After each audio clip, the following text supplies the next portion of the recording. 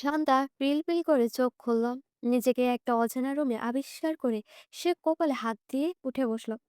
মাথাটা প্রচন্ড ভারী লাগছে। হঠাৎ সবকিছু মনে পড়ে যেতেই তার বুকটা ধক করে উঠলো।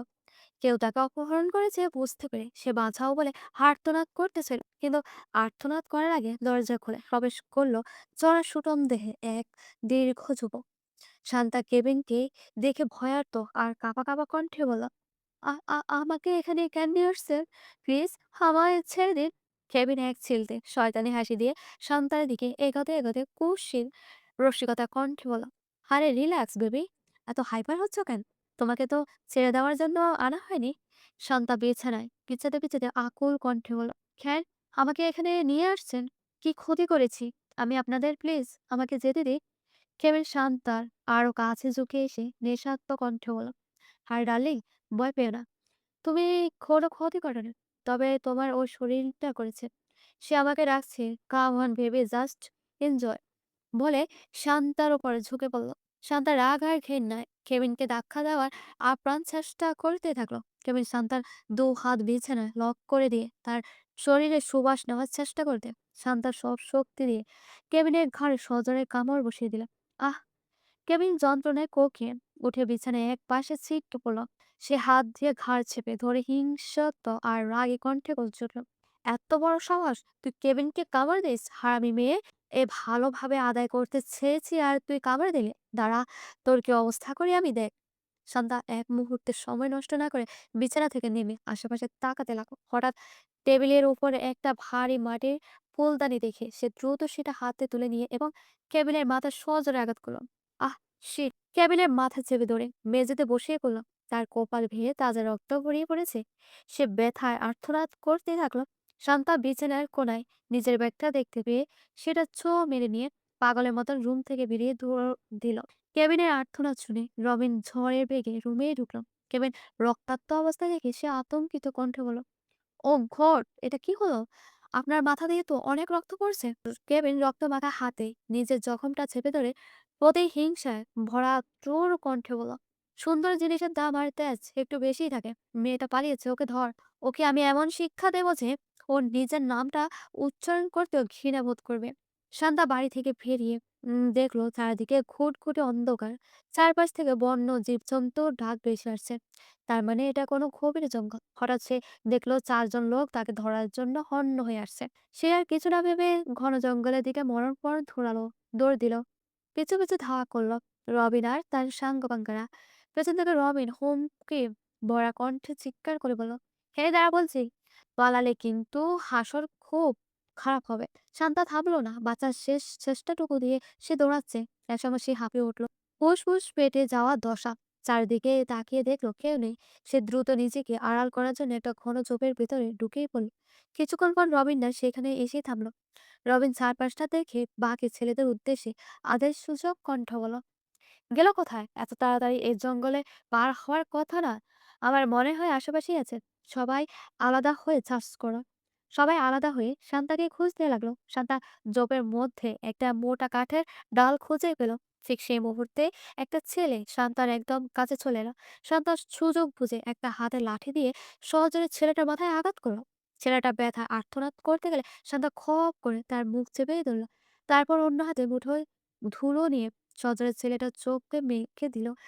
যন্ত্রণায় ছটফট করতে থাকা ছেলেটার পকেট থেকে সেই ফোনটা বের করে নিল। ফোনটা লক করা থাকলেও সে বিন্দুমাত্র দেরি না করে এমার্জেন্সি ডায়াল করলো। ওই পাশ থেকে ওসি ওই পাশ থেকে ওসি অখিলের পেশাদার গম্ভীর্য নিয়ে ফোন রিসিভ করে বলল, হ্যালো, কন্ট্রোল রুম থেকে বলছি, আপনার সমস্যা বলুন। শান্তা হাঁপাতে হাঁপাতে অস্থির কণ্ঠে বলল, স্যার, আমি শান্ত, আমাকে বাঁচান। আমাকে একটা জঙ্গলের ভেতরে তুলে নিয়ে আসা হয়েছে। ওরা আমার বড় ক্ষতি করতে চায়। অখিল চমকে উঠল। সে দ্রুত সহকর্মীদের সিগন্যাল দিয়ে অন্তঃপরতার সাথে বলল, শান্তা, আমরা তোমাকে খুঁজছি, শান্ত হও। আমাদের বলো তুমি ঠিক কোন জায়গায় আছো? শান্তা কাঁদতে কাঁদতে বলল, আমি জানি না স্যার। চারিদিকে শুধু ঘন জঙ্গল আর অন্ধকার, কিছুই দেখা যাচ্ছে না। অখিল তাকে সাহস দিয়ে ধীর কণ্ঠে বলল, শোনো শান্তা, ফোনটা একদম কাটবে না। আমার সাথে লাইনে থাকো। আমরা তোমার লোকেশন ট্র্যাক করছি। একদম ভয় পেও না। পুলিশ টিম মুভ অন করছে। Just hold on.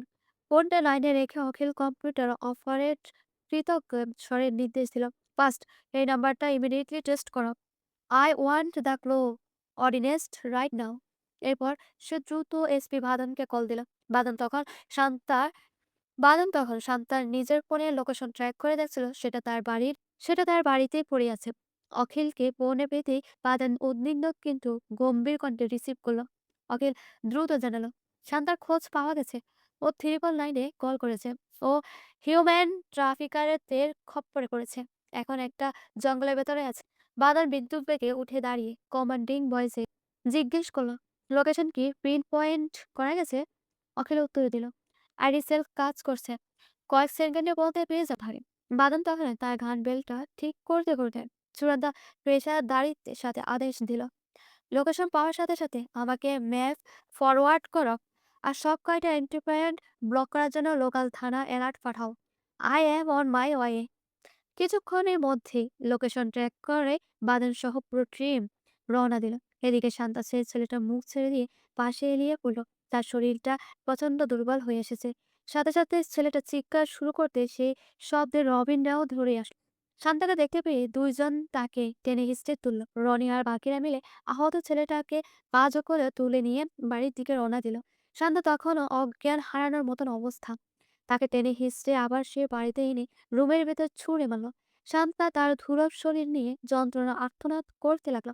কিছুক্ষণ পর কেবিন আবার রুমে ঢুকলো। তার মাথা সাদা ব্যান্ডেজ, চোখ দুটো রাগে রক্ত ভণ্ড হয়েছে। শান্তা আবারও কেবিনকে দেখে আকুল হয়ে বলল প্লিজ আমার এত বড় সর্বনাশ করবেন না। আমি আপনার বোনের মতন। কেবিন ক্ষিপ্ত গতিতে এগিয়ে এসে শান্তার চুলের মুঠি ধরে হিংসক্ত গলায় বলল হারামি মেয়ে, তোর সাহস দেখে আমি অবাক। তুই আমার মাথায় পাঠিয়েছিস। তোর আজ এমন হাল করবো যে আয়নাতে নিজের চেহারা দেখতেও তুই ভয় পাবে। বলে কেবিন নিজের কোমরটা বেল্ট খুলে শান্তার হাতে দুটো শক্ত করে বেঁধে দিল। এরপর সে শান্তার গায়ে পোশাক টেনে ছিঁড়ে ফেলল। শান্তা অসহায় চোখ বন্ধ করে গণবিধারী চিৎকার দিয়ে উঠল ও আল্লাহ, তুমি আমার মরণ লেখো। কেবিন শান্তার উপরে ঝাঁপিয়ে পড়লো এবং পশুর মতন আচরণ শুরু করলো। শান্তা সারা শরীর সে কামড়ে ক্ষত বিক্ষত করতে লাগলো। শান্তা আর্তনাদ করতে করতে বাঁচার শেষ আশাটুকু হারিয়ে ফেলেছিল। ঠিক সে মুহূর্তে প্রচন্ড শব্দে লাথি মেরে দরজা ভেঙে ভেতরে ঢুকলো অখিল। ভেতরের দৃশ্য দেখে অখিল কয়েক সেকেন্ডের জন্য স্তব্ধ হয়ে চোখ বন্ধ করে নিল। অপমানে আর রাগে তার শরীর কাঁপছে। সে হিতাহিত জ্ঞান হারিয়ে সহজরে একটা লাথি মারলো কেবিনকে। কেবিন ছিটকে করে চিৎকার করে উঠলো আহ, কোন কুত্তার বাচ্চা রে এটা। পিছনের থেকে অখিল বজ্রকণ্ঠে পৌঁছে উঠল তোর আজরাই। কেবিন বিছানা থেকে নেমে অখিলকে দেখে চমকে উঠল। তার এই গোপন ডেরায় পুলিশ কিভাবে ঢুকলো সে ভেবে পেল না। শান্তা তখনও বিছানায় বিপস্ত অবস্থায় পড়ে কাঁপছে।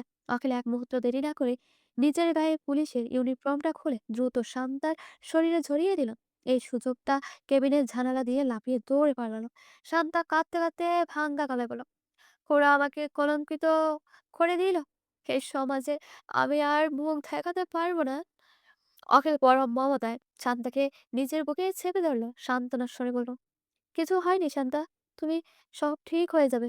তুমি একদম চিন্তা করো না, আমি আছি তো। অখিল দ্রুত বাদনকে ফোন দিল। বাদন তখন বাকি গুন্ডাদের সাথে তুমুল লড়াইয়ে ব্যস্ত। চারপাশ থেকে বৃষ্টির মতন ঘুরলি ছুটছে অপরাধীরা। পুলিশ বাহিনী প্রথমে আত্মরক্ষার চেষ্টা করলে পরিস্থিতি নিয়ন্ত্রণে বাইরে চলে যাওয়ায় তারাও পাল্টা গুলি বর্ষণ শুরু করলো। বাদন অনেক কষ্টে অখিলকে ভেতরে পাঠাতে পেরেছিল। সে এত সে একটা বড় গাছের আড়ালে পজিশন নিয়ে অখিল ফোন রিসিভ করে হাঁপাতে হাঁপাতে বলে অখিল তুই ঠিক আছিস, শান্তাকে পেয়েছিস। অখিল ওপাশ থেকে কিছুটা স্বস্তির গলায় জানালো হ্যাঁ, শান্তাকে পেয়েছি, ও সুরক্ষিত আছে। কিন্তু যে অপরাধী শান্তার ক্ষতি করতে চেয়েছিল সেই পিছনের জানালা দিয়ে পালিয়েছে। শান্তার অবস্থা খুব একটা ভালো ছিল না বলে আমি ওকে রেখে আমি ওকে রেখে পিছু নিতে পারি না, আগে ওকে সামলাতে হচ্ছে। বানন দাঁতে দাঁত চেপে বললাম ওকে তুই শান্তার ওইখানে থাক, বাকিটা আমি দেখছি। বলে বাদন রিভলভার হাতে নিয়ে পেছনে ঘন জঙ্গলের দিকে দৌড় শুরু করলো। এদিকে কেবিন উন্মাদের মতন দৌড়াতে দৌড়াতে হঠাৎ একটা গাছের শিকড়ে হোঁচট খেয়ে উপর হয়ে পড়েই গেল। সে ওঠার চেষ্টা করতে দেখলো জমদূতের মতন তার সামনে দাঁড়ালো বাদন। বাদন সরাসরি কেবিনে কপালে রিভলভার তাক করে কঠোর কণ্ঠে গর্জে উঠল হ্যান্ডস আপ, একদম নাড়াচাড়া করবে না। জাস্ট স্যারেন্ডার বিফোর দ্য আইন নিজের হাতে তুলে নেওয়ার চেষ্টা করলে একদম খুলে উড়িয়ে দেব। পালানোর রাস্তা বন্ধ। Just keep your hands where I can see them. কেবিনের মুখটা ভয়ে প্যাকাশই হয়ে গেল। সে মরিয়া হয়ে চারপাশটা দেখলো। হঠাৎ সে পুরনো চতুরতা কাজে লাগিয়ে দু হাত মাটিতে চেপে ধরে এক মুঠো ধুলো নিয়ে পলক পেলাতে আগে সে ধুলোটা বাদনের চোখে ছুঁড়ে মারল। বাদন তীব্র যন্ত্রণার মধ্যে চোখ বন্ধ করে ফেলল। তার চোখে যেন পুড়ে যাচ্ছে। সে সুযোগে কেবিন বাদনের হাত থেকে রিভলভারটা ছিনিয়ে নেওয়ার চেষ্টা করল। বাদনের রাগে আর ধৈর্য বাদ ভেঙেই গেল। কিসের আইন, কিসের পেশাদারি নিয়ম সে সব ভুলে গিয়ে চোখ বন্ধ অবস্থাতে আন্দাজে কেবিনের নাক বরাবর এক সোজারে ঘুষিয়ে মারল। কেবিন ছিটকে মাটিতে লুটিয়ে পড়লো। বাদাম পকেট থেকে টিস্যু বের করে দ্রুত চোখ মুছে কেবিনের ওপর ঝাঁপিয়ে পড়লো। তারপর ইচ্ছে মতো বাড়তে বাড়তে ক্রুব্ধ কণ্ঠে বলল, হারামির বাচ্চা, তোকে ভালোভাবে স্যালেন্ডার করতে বলছি আর তুই আমার চোখে ধুলো দিস? তোর কত বড় সাহস, এটা আমি দেখবো। কেভিনও পাল্টা আক্রমণ করার চেষ্টা করলো, কিন্তু বছরের পর বছর ট্রেনিং নেওয়ার বাদনের কৌশলের কাছে সে নস্যি। বাদনের বাড়াবাড়ির করার স্টাইল একদম সিনেমার অ্যাকশন হিরোদের মতো নিখুঁত। কেবিনের নাক মুখ ফেটে রক্ত ঝরতে লাগলো। দস্তাদস্তিতে এক পর্যায়ে বাদনের বেল্ট থেকে রিভলভারটা মাটিতে পড়ে গেল। কেবিন মাটিতে লুটিয়ে থাকা অবস্থাতে ওটা দেখতে পেল এবং বিদ্যুৎ বেগে রিভলভারটা হাতে নিয়ে বাদনের লক্ষ্য করে ট্রিগার চেপে দিল। পরপর গুলির শব্দ হলো। বাদন কপাল ভালো যে গুলিটা সরাসরি বুকে না লেগে তার হাতে ভিতল। বাদন যন্ত্রণা হাত চেপে ধরে আর্তনাদ করে উঠল। অশিট! কেবিন ডালমাটার অবস্থা উঠে দাঁড়িয়ে দৌড় শুরু করলো। বাদন এক হাত দিয়ে অন্য হাতের ক্ষতস্থান চেপে ধরে ওই অবস্থায় কেবিনের পিছুই নিল। সে জঙ্গলে লতাপাতা মারিয়ে দৌড়াতে দৌড়াতে একদম হিমশীত আর আজ ছেদি কণ্ঠে চিৎকার করে বলল, ভালোই ভালোই বলছি, ধরা দে। তাহলে আজ যদি তোকে জ্যান্ত ছেড়ে দিই, তবে আমিও ভাদর না। এমন অবস্থায় তোর করবো যে বেঁচে থেকেও তুই প্রতি মুহূর্তে মৃত্যুর যন্ত্রণা ভোগ করবি। দৌড়াতে দৌড়াতে বাদনের শরীর এখন একদম অবশ হয়ে আসছে। মাথা পর্যন্ত ঝিমঝিম, চোখ ভেঙে ঘুম আসছে। সে বুঝতে পারছে আর কিছুক্ষণ এভাবে চললে সে জ্ঞান হারিয়ে ফেলবে। কিন্তু এই নরপিশাচ অপরাধী কেবিনকে তাকে ধরতেই হবে, না হলে সব শেষ। বাদন যখন টলমল পায়ে শেষ চেষ্টাটুকু করছিল, ঠিক তখনই তার চোখের সামনে দিয়ে বিদ্যুতের বেগে একটা মেয়ে ধরে গেল। বাদল মুহূর্তের জন্য থমকে দাঁড়ালো। সে যেন নিজের চোখকে বিশ্বাস করতে পারছে না। চাঁদের আবছায় আলো মনে হচ্ছে কোনো এক রূপ কথার পরি জঙ্গল ছিঁড়ে বেরিয়ে আসছে। মেয়েটার পরনে ধবধবে সাদা রঙের একটা লম্বা ফর্ড ড্রেস, যার হাতাগুলো অনেক ছড়া আর ঝুলন্ত। পিঠে ঝোলানো তীরের তুণ্য আর হাতে মজবুত একটা ধনু। তার লম্বা কালো চুলগুলো পিঠ চাপিয়ে নিচে নেমে গেছে, আর মুখটা একটা পাতলা ওড়না বা কাপড়ে ঢাকা। শুধু রহস্যময় একজোড়া চোখ দেখা যাচ্ছে। মেয়েটা এক মুহূর্ত সময় নষ্ট করলো না। সে খুব নিখুঁতভাবে তার ধনুক থেকে একটা তীর লক্ষ্য করে কেবিনের দিকে সা সা করে একটা শব্দ হলো। আর পরের মুহূর্তে সে বিষাক্ত তীরের মতন পলা খেয়ে বিঁধল কেবিনের পায়ে। কেবিন মরণ চিৎকার দিয়ে আছাড় খেয়ে পড়লো মাটিতে। বাদান আর দাঁড়িয়ে থাকতে পারলো না। তার চোখের সামনে পুরো জঙ্গলটা যেন বন ভন করে ঘুরছে। সে পাশে থাকা বিশাল একটা পুরোনো গাছের সাথে হেলান দিয়ে দপ করে মাটিতে বসে পড়ল। তার ইউনিফর্মে হাতটা ভেয়ে টপ টপ করে ঝরছে রক্ত। জাগটা দৃষ্টিতে সে শুধু দেখলো সে সাদা পোশাকের রহস্যময় মেয়েটা ধীরে ধীরে তার দিকে এগিয়ে আসছে।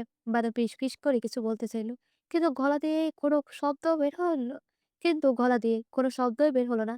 শুধু অপলক দৃষ্টিতে ওই মায়াবী চোখের দিকে তাকিয়ে রইল।